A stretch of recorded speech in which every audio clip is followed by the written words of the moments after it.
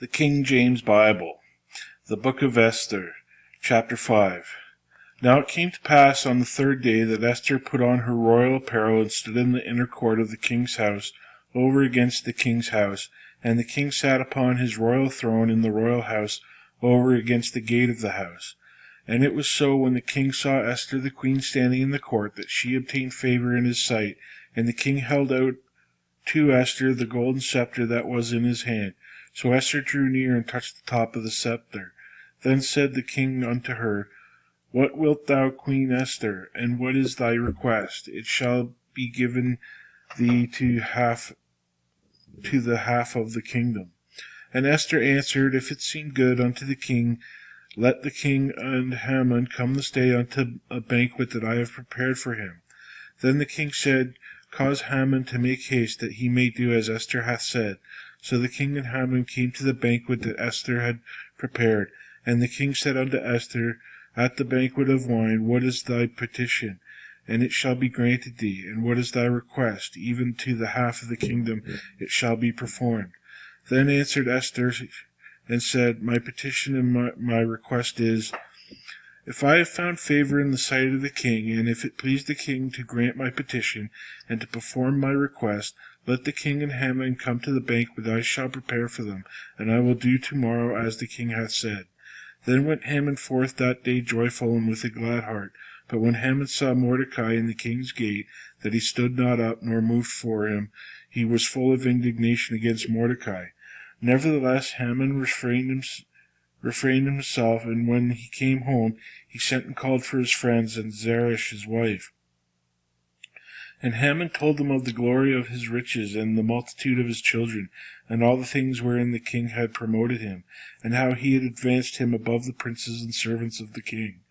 Haman said moreover, Yea, Esther the queen did let no man come in with the king unto the banquet that she prepared but myself, and tomorrow I am invited unto her also with the king. Yet all this availeth me nothing, so long as I see Mordecai the Jew sitting at the king's gate. Then said Zeresh his wife with all his friends unto him, Let a gallows be made of 50 cubits high, and tomorrow speak thou unto the king that Mordecai may be hanged thereon. Then go thou in merrily with the king unto the banquet. And the thing pleased Haman, and he caused the gallows to be made. Chapter 6. On that night could not the king sleep, and he commanded to bring the book of records of the Chronicles, and they were read before the king.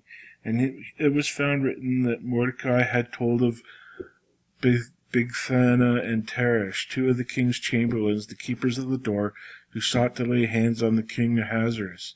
And the king said, What honor and dignity hath been done to Mordecai for this? Then said the king's servants that ministered unto him, There is nothing done for him. And the king said, Who is in the court? Now Haman was come unto the outward court of the king's house, to speak unto the king to hang Mordecai on the gallows that he had prepared for him. And the king's servant said unto him, Behold, Haman standeth in the court. And the king said, Let him come in. So Haman came in, and the king said unto him, What shall be done unto the man whom the king delighteth to honor? Now Haman thought it in his heart, To whom would the king delight to do honor more than to myself?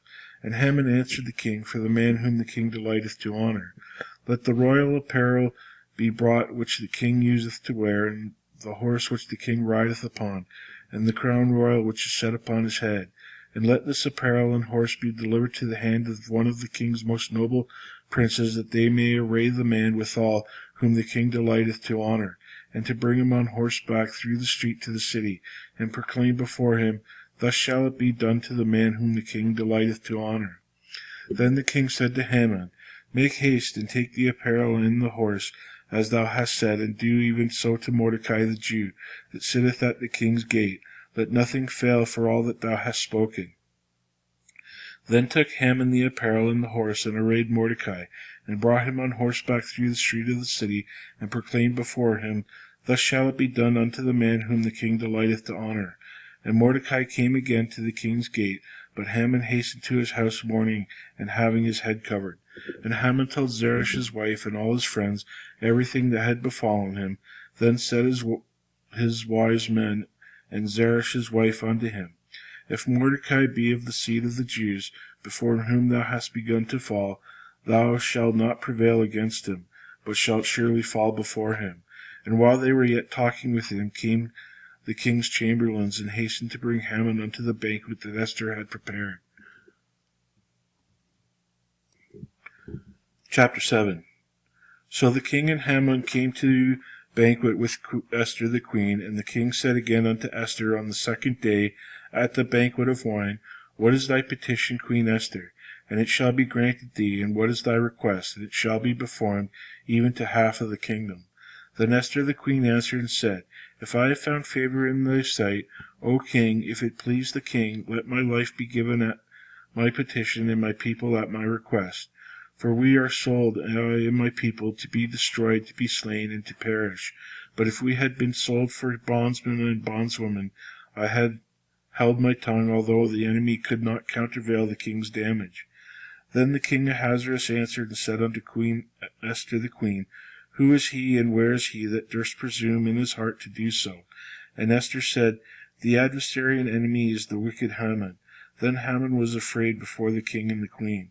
And the king, arising from the banquet of wine in his wrath, went up into the palace garden. And Haman stood up to make a request for his life to Esther the queen, for he saw that there was evil determined against him by the king. Then the king returned out of the palace garden into the palace of the banquet of wine, and Haman was fallen upon the bed whereon Esther was. Then said the king, Will he force the queen also before me in the house? And the word went out of the king's mouth, they covered Haman's face. And Harbonah, one of the chamberlains, said before the king, Behold, also the gallows 50 cubits high, which Haman had made for Mordecai, who had spoken good for the king, standeth in the house of Haman. Then the king said, Hang him thereon. So they hanged Haman on the gallows that he had prepared for Mordecai. Then was the king's wrath pacified.